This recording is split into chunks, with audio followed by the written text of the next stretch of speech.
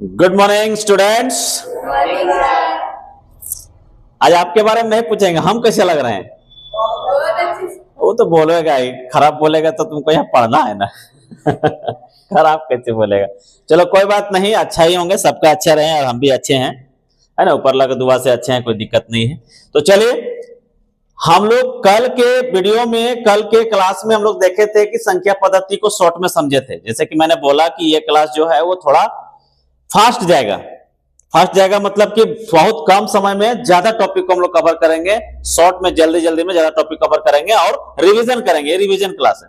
तो चलिए देखिए, हम लोग आज संख्या पद्धति में कुछ टॉपिक लिखे हैं, इन टॉपिक पे बात होगी और थोड़ा वीडियो लंबा जाएगा, इसलिए वीडियो में व्यूअर से हम निवेदन करना चाहेंगे कि ध्यान से देखें, बहुत चीज सीखने का मौका मिलेगा।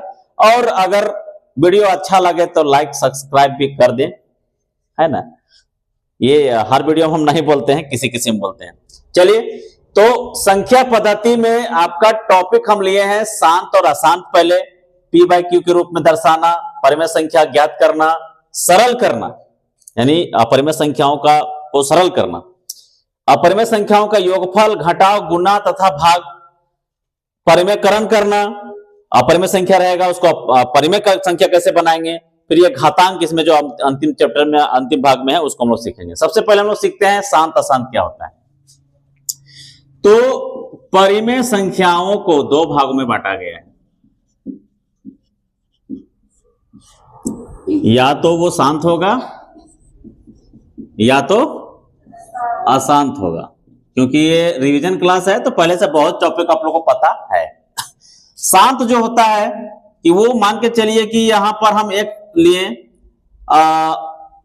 3.352 कुछ भी ले लिए, पूरा पूरी कट गया। मान के चलिए 11 है, 11 को 2 से भागा दे रहे हैं तो कितना आएगा। 2 को 11 से भागा दे रहे हैं तो 2 पचे 10, एक बचेगा, पॉइंट लगाएंगे, 2 पचे 10, पूरा पूरी कट गया। नहीं है, जो हमारा शेषफल है वो क्या आ गया, 0 आ गया। तो इसका जो उत्तर हो गया 5.5 हो गया। भैया ये शांत हो गया, सीधी सी बात। पूरा पूरी कट गया मतलब शांत हो गया और इसमें कुछ आगे नहीं बढ़ेगा, यहीं पे शांत हो गया, इसका दशमलव प्रसार शांत हो गया। अशांत क्या होता है, अशांत होता है कि 10/3 को अगर हम यानी कि 3 को 10 से भागा देते हैं तो 3 तिया 9 होता है। पॉइंट लगाएंगे, क्या होगा, एक बचेगा, एक बचेगा ना, तब पॉइंट लगाएंगे तो यहां क्या हो जाएगा 0। फिर 3 तिया 9, फिर एक आएगा, फिर पॉइंट लगा हुआ है 10 हो जाएगा, 3 तिया 9, फिर एक आएगा। ये सिलसिला चलता रहेगा चलता रहेगा चलता रहेगा। तो इसको हम लोग क्या करते हैं, इसको हम लोग करते हैं 3.3 के ऊपर में ऐसे बार लगा देते हैं, यह शांत हो जाता है। क्योंकि ये बार बार आएगा, ये कभी शांत होगा ही नहीं, ये चलता रहेगा सिलसिला, ठीक है। तो यह अशांत होता है। अशांत एक तरह का और होता है कि मान लीजिए कि 2.357 आया, लंबा में आया, फिर संख्या दोहरा दिया, 357 फिर आया, फिर 357 आया, यह सिलसिला चलता रहेगा। तो इसको हम लोग कैसे लिखते हैं, 2.357 लिख के ऊपर में बार लगा देते हैं तीनों में। यह भी एक अशांत होता है। अशांत दो प्रकार का होता है, एक होता है आवृत्ति यानी अशांत आवृत्ति, और एक होता है अनावृत्ति। नाम से ही क्लियर हो रहा है, अना यानी कि आवृत्ति नहीं है, ठीक है। ये जो उदाहरण हम दो ठो लिए, 3.3 के ऊपर में बार, 2.357 तीनों के ऊपर में बार, ये दोनों आवृत्ति कहलाया। ये दोनों क्या कहलाया, आवृत्ति, अशांत आवृत्ति। लेकिन अगर इसको अनावृत्ति का एक उदाहरण हम लेते हैं, मान लीजिए 3 या कुछ भी ले लीजिए, 2.101, अबर आ गया 001, अबर आ गया 0001, 00001, ये इस तरह बढ़ते चला जाएगा। आप देख सकते हैं, पहले 101 आया, फिर 001 आया, फिर 00001 आया, फिर 401 आया। क्या इसके ऊपर हम कोई एक संख्या के ऊपर बार लगा सकते हैं? नहीं लगेगा बार। बार का मतलब होता है बार बार आना। अब हम देख रहे हैं कि 01 यहां आया एक बार, लेकिन यहां 01 तो नहीं आया, यहां तो 001 आ गया। तो इस तरह के दशमलव प्रसार को अनावृत्ति यानी अशांत अनावृत्ति कहा जाता है। ये आवृत्ति नहीं कहलाता, आवृत्ति को पुनरावृत्ति भी कहते हैं, लेकिन अनावृत्ति अनावृत्ति होता है, यानी कि ये एक अपरिमेय संख्या होता है। इस संख्या को क्या आप परिमेय संख्या बोलेंगे? नहीं बोलेंगे। तो ये अपरिमेय संख्या होता है, ये आपका परिमेय संख्या कहलाता है, ये आपका परिमेय संख्या कहलाता है। तो समझ में आ गया परिमेय संख्या आ गया, शांत और अशांत को। शांत मतलब पूरा पूरी कट जाना, अशांत माने पूरा पूरी नहीं कटना। लेकिन ये भी दो प्रकार का होता है, एक हो गया आपका कि कुछ दूर तक आएगा और फिर पुनः एक संख्या बार बार आएगा, या फिर कुछ संख्या आकर के पुनः उसको दोहराएगा, लेकिन नीचे जो अनावृत्ति है वो संख्या बढ़ते चला जाएगा, लेकिन इसका कभी अंत नहीं होगा, अंत कभी इसका होगा नहीं, उसको अनावृत्ति कहा जाता है। क्लियर, समझ गए? चलिए दूसरे टॉपिक में आते हैं। अब हम लोग दूसरे टॉपिक की ओर आते हैं, P बाई Q के रूप में दर्शाना। एक उदाहरण लेते हैं कि 0.6 ऊपर में बार को P बाई Q यानी कि परिमेय संख्या के रूप में क्या करें? व्यक्त करें। ठीक है, P बाई Q के रूप में व्यक्त करें। तो हम लोग क्या करेंगे कि इसके लिए पहले हम लोग लेते हैं, माना x बराबर 0.6 ऊपर में बार लगा हुआ है, तो बार बार ये 6 हम लोग लिख सकते हैं, जितना बार चाहे उतना बार। चलिए इसको 3 बार 4 बार लिख देते हैं। उसके बाद चूंकि दशमलव के बाद एक संख्या है तो 10x मानना पड़ेगा, क्योंकि दशमलव के बाद एक संख्या है तो एक जीरो रहेगा तो 10 हो जाएगा ना एक में। तो यहां मान लेंगे 10x बराबर ये जो संख्या है, ये जो दशमलव ऑटोमेटिक यहां आ जाएगा, तो 6.6666 कर देंगे। क्योंकि बार लगा हुआ है तो जितने बार लगा सकते हैं, तो ऊपर में 4 लगाए तो नीचे भी 4 ही लगाना पड़ेगा। इसको समीकरण 1 बना देंगे, इसको समीकरण 2 बना देंगे। अब लिखेंगे समीकरण 1 को या 2 को, सॉरी 2 को पहले बड़ा वाला लिखते हैं। समीकरण 2 को समीकरण 1 से घटाने पर, समीकरण 2 कहां है भाई? 10x बराबर 6.6666 और x बराबर 0.6666। आप देख सकते हैं कि 6 कट गया, 4 तो कट गया ना, या 6 बचा, 0 नीचे घटाएंगे तो क्या आएगा? 6 आएगा, और 10 में से 1 जाएगा तो क्या होगा? 9x होगा। x बराबर हो जाएगा 6 और ये गुना वाला इधर आके भागा हो जाएगा, 3 से कटेगा, 3 दूनी 6, 3 तिया 9, 2/3 P बाई Q के रूप में आया। ठीक है, कोई दिक्कत? तो ये हो गया। इस तरह से आपका आगे और भी क्वेश्चन बनता है, जैसे 4 7 रहता है और दोनों में रहता है ऊपर में बार, तो उसको x और 100 मानते हैं। फिर 1000 वाला भी होता है, वो बताने लगेंगे तो वीडियो बहुत लंबा हो जाएगा, शॉर्ट में इसको समझा दिए। बाकी इससे रिलेटेड 2-3 क्वेश्चन और आता है क्वेश्चन ये एग्जाम में, उसको आप लोग सॉल्व कर लीजिएगा। अब हम लोग तीसरे टॉपिक में आते हैं, परिमेय संख्या ज्ञात करना। एक क्वेश्चन लिए हैं कि 3 और 4 के बीच 6 परिमेय संख्या ज्ञात करें। तो जब भी ये इसको फोकस करना है कि कितना परिमेय संख्या ज्ञात करने बोल रहा है, 6 परिमेय संख्या ज्ञात करने बोल रहा है, तो हम लोग क्या करेंगे कि हर बराबर 6 में 1 जोड़ देंगे, तो कितना आएगा? हर यानी ऊपर मान होता है, नीचे हर होता है ना, तो नीचे हर जो है वो 7 रहेगा। अगर 6 निकालने बोल रहा है तो 6 में 1 जोड़ के 7 ले आएंगे। अगर 5 परिमेय संख्या निकालने बोल रहा है तो 5 में 1 जोड़ के 6 ले आएंगे। अगर 4 बोल रहा है तो 4 में 1 जोड़ के 5 ले आएंगे। जितना बोलेगा उसमें 1 जोड़ करके उसको हर बना लेंगे। हर बनाने का मतलब आप 3/1 कर दीजिए, इसको गुना कर दीजिए। हर कितना है? 7 है, तो 7/7 से गुना करना होगा बराबर संख्या से, तो हो जाएगा 3 सते 21/7 एकम 7। और फिर यहाँ 4 के बीच में बोल रहा है, 3 और 4 के बीच में 4/1 गुने 7/7, 4 सते 28 और 7 एकम 7, यानी अब आपके पास जो है वो है 28/7 और 21/7 और 28/7 के बीच परिमेय संख्याएं ज्ञात तो ही करना है, उसके बीच परिमेय संख्या निकालें। इससे ज्यादा आएगा ही नहीं, 6 से ज्यादा परिमेय संख्या इसमें रहेगा ही नहीं। 21 के बाद क्या होता है?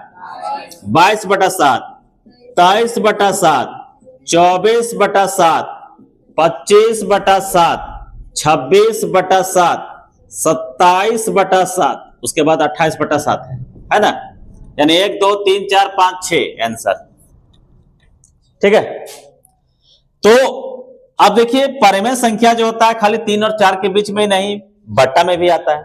आपका क्वेश्चन रहेगा कि 2/3 और कोई भी संख्या रख सकते हैं 1/7 और 2/7 के बीच में परिमेय संख्या निकालें। तो आपको देखना है कि अगर हम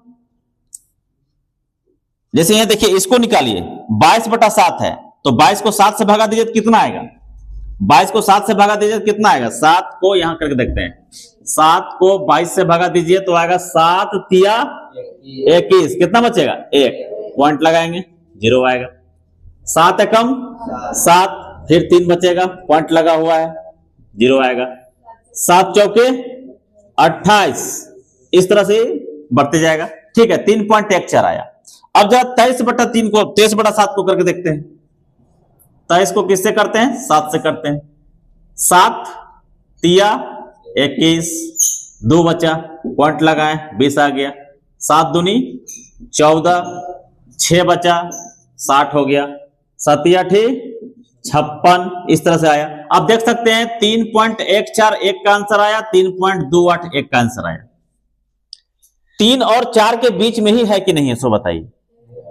4 पॉइंट तो नहीं आया ना जी, यानी 3 और 4 के बीच जो आपका है वो 3.1 से लेकर के 3.1 3.2 से लेकर के 3.9 तक जाएगा, क्योंकि इसका अगला संख्या क्या हो जाएगा? 4 हो जाएगा। तो 3 और 4 के बीच में जो दशमलव प्रसार अगर लिखना चाहते हैं कि परिमेय संख्या के रूप में, पॉइंट के रूप में, तो 3.1 से 3.9 के बीच में आएगा। अब इसके बीच 1000 को परिमेय संख्या निकल सकता है। 1000 का मतलब कोई उसका लिमिट नहीं है, अनगिनत निकल सकता है, क्योंकि 3.1 के बाद 3.2 होता है। ठीक है, क्या 3.1 और 3.2 के बीच में परिमेय संख्या नहीं निकल सकती है? निकल जाएगा। 3.101 इस तरह से बढ़ते जाएगा।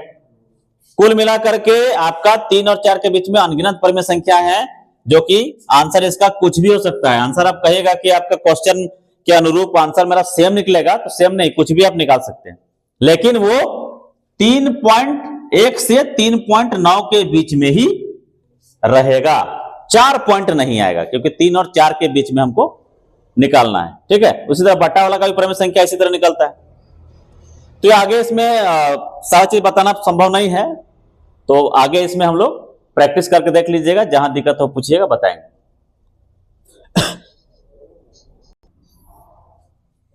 चलिए अब नेक्स्ट टॉपिक में आते हैं, सरल करें में। आप देख सकते हैं एक प्रश्न मैंने लिया है कि 5 + √5 इंटू 5 - √5 को सरल करना है। तो यहां पर आपको 2 विधि से बनता है। एक तो सूत्र विधि से कि कौन सा सूत्र लग रहा है नहीं लग रहा है, आपको कुछ सूत्र याद रखने पड़ेंगे, जैसे a + b का होल स्क्वायर, a - b का whole square, a + b into a - b, ये कुछ सूत्र याद आपको रखने पड़ेंगे। अब आप देख सकते हैं इसमें कौन सा फॉर्मूला लागू हो रहा है। तो एक है a + b, अगर a + b लेते हैं, इसको a मानते हैं, इसको b मानते हैं, तो a + b into a - b का फॉर्मूला लागू हो रहा है। क्योंकि आपको पता है कि a + b into a - b बराबर a² - b², ऐसा होता है। तो अगर हम इसको a मान लिए, इसको b मान लिए, यहां सूत्र क्या हो जाएगा? मेरा सूत्र के हिसाब से क्या हो जाएगा? 5², a के जगह में कितना है? 5 है, माइनस b के जगह में कितना है भैया? √5 है। ये आप ऐसे इसको कर दो, a² - b² का फॉर्मूला में सेट हो गया। उसके बाद इसको 5 × 5 = 25 माइनस √5 को √5 से गुणा करेंगे तो उत्तर क्या आएगा? 5 आएगा, क्योंकि √5 गुणे √5 बराबर √25, और √25 को जब सरल करेंगे तो 5 आएगा। उसका वर्गमूल ज्ञात करेंगे तो 25 - 5 होगा, जो कि 25 में 5 जाएगा तो 20 आपका उत्तर आ जाएगा। ठीक है, ये तो हो गया सूत्र विधि। लेकिन अगर कोई ऐसा चीज आ जाए जो सूत्र लागू ना हो, जैसे 3 + √2 इंटू 5 - √5, अब क्या करोगे? सेम तो है नहीं, है ना? तो क्या करोगे? एक बार 3 को गुना करोगे 5 - √5 से। ठीक है, बहुत स्टूडेंट इसमें धोखा खाता है, हम देखे हैं बहुत स्टूडेंट इसमें धोखा खाता है। दिमाग से देखना, ध्यान से देखना। 3 को एक बार 5 माइनस रूट 5 से गुना कर दिए, यहां प्लस का साइन है, प्लस का साइन लगाएंगे, और इस बार रूट 2 को 5 माइनस रूट 5 से गुना कर देंगे। कोई दिक्कत? अब 3 को 5 से गुना करेंगे तो 3 बचे 15, और यहां क्या हो जाएगा 3 रूट 5 होगा ना भाई, प्लस यहां हो जाएगा 5 रूट 2 होगा ना, 5 को रूट 2 से गुना करेंगे तो, और प्लस माइनस माइनस रूट 2 को रूट 5 से गुना करेंगे तो 5 दूनी 10, रूट 10 हो जाएगा।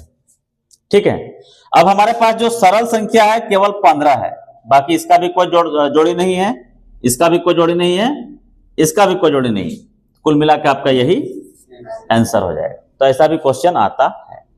ठीक है, समझ में आया? सरल करें, सरल करना बिल्कुल इजी है। अगर सूत्र विधि से सूत्र लागू हो रहा है तो सूत्र विधि से कर देंगे, अन्यथा हमारे पास गुणनफल विधि है। ठीक है, नोट करें इसको।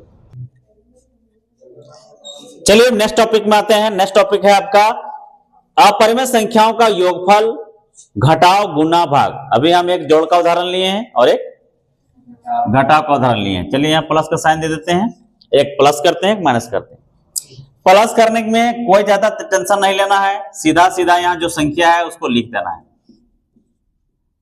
और 5 root 3 plus root 2 minus 3 root 3 इसको लिख देना है।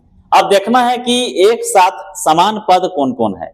तो यहां रूट 2 है, यहां भी रूट 2 है, मतलब ये और ये हमारा समान पद है। तो हम लोग क्या करेंगे, 2 रूट 2 प्लस रूट 2 को एक साथ लिख देंगे।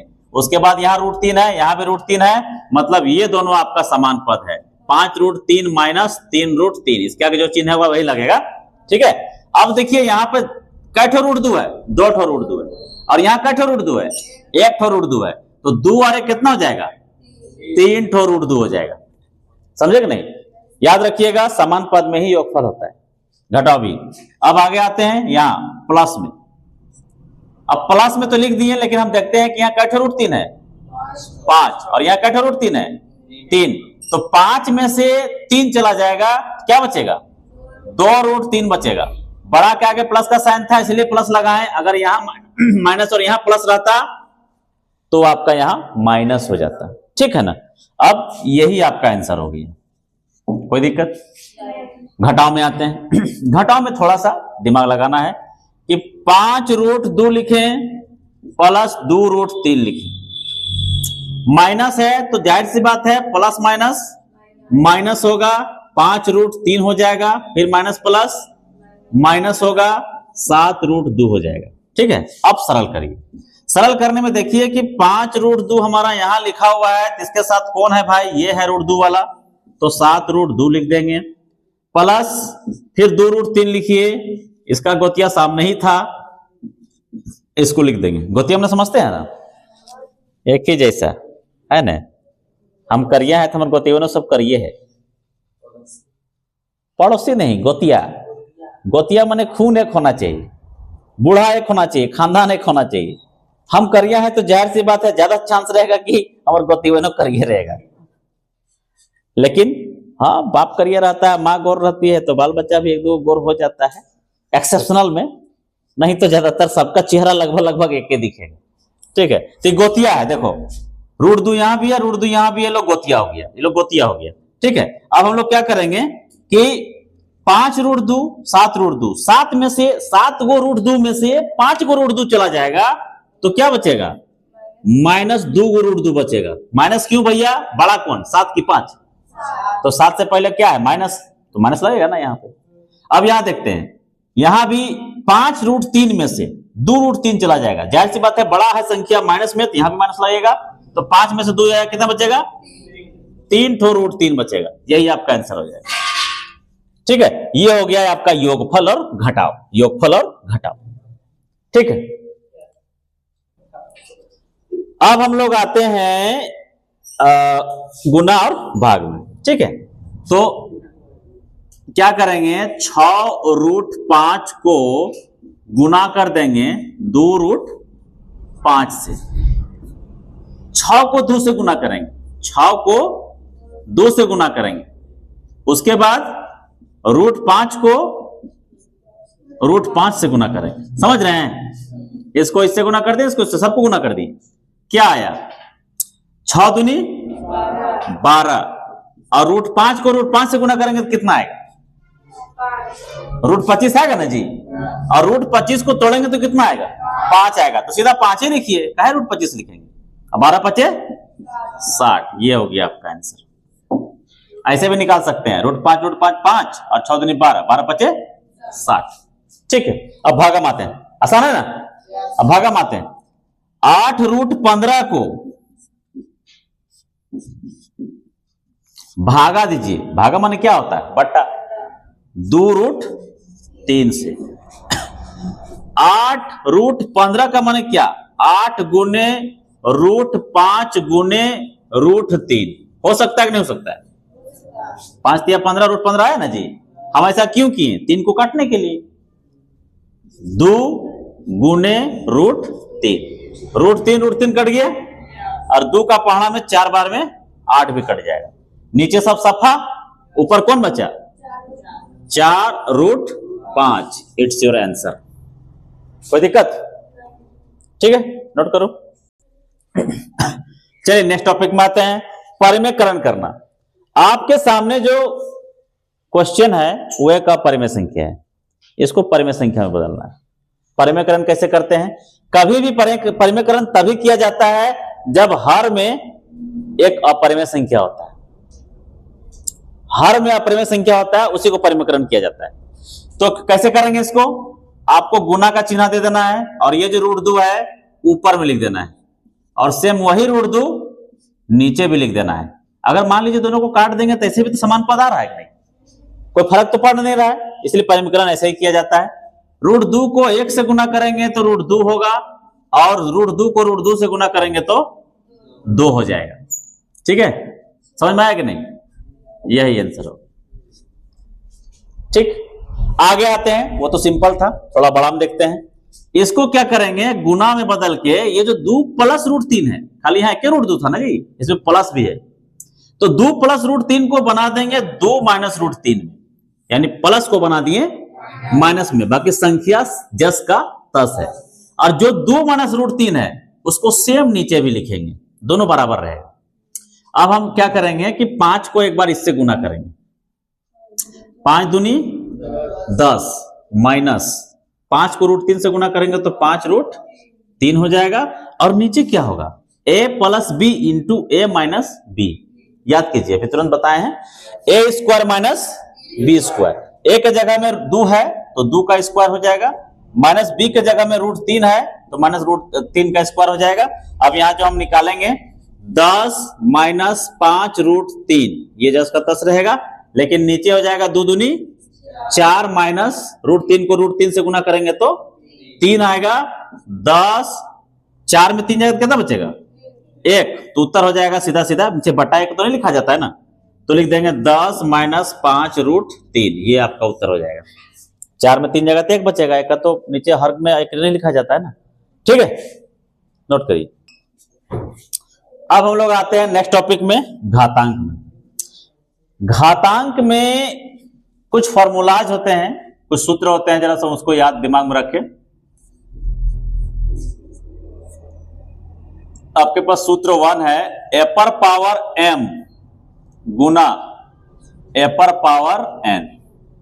कहने का मतलब है कि 2⁵ गुना 2⁵3, यानी कि आधार दोनों समान रहे और घातांक दोनों अलग अलग रहे।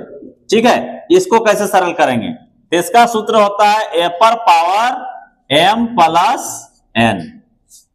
गुना में रहता है तो जुड़ जाता है घातांक। ठीक है, यहां क्या हो जाएगा?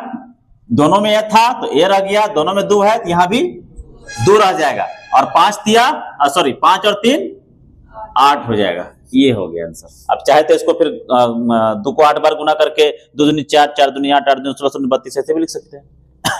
ठीक है, समझ में आया कि नहीं? ये एक फॉर्मूला हो गया। दूसरा फॉर्मूला होता है a⁴m भागा a⁴n।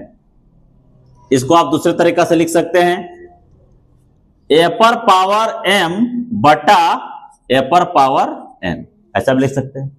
इसका जो उदाहरण हम लिखते हैं कि चलिए 2 पर पावर 5 भागा 2 पर पावर 3, इसको हम दूसरे तरीके से लिखेंगे तो इस तरह से भागा करके लिखेंगे, है ना। तो इसका जो उत्तर हो जाएगा वो होगा ए पर पावर m माइनस n, गुना था तो जोड़ दिए, घटा भागा है तो घटा देंगे।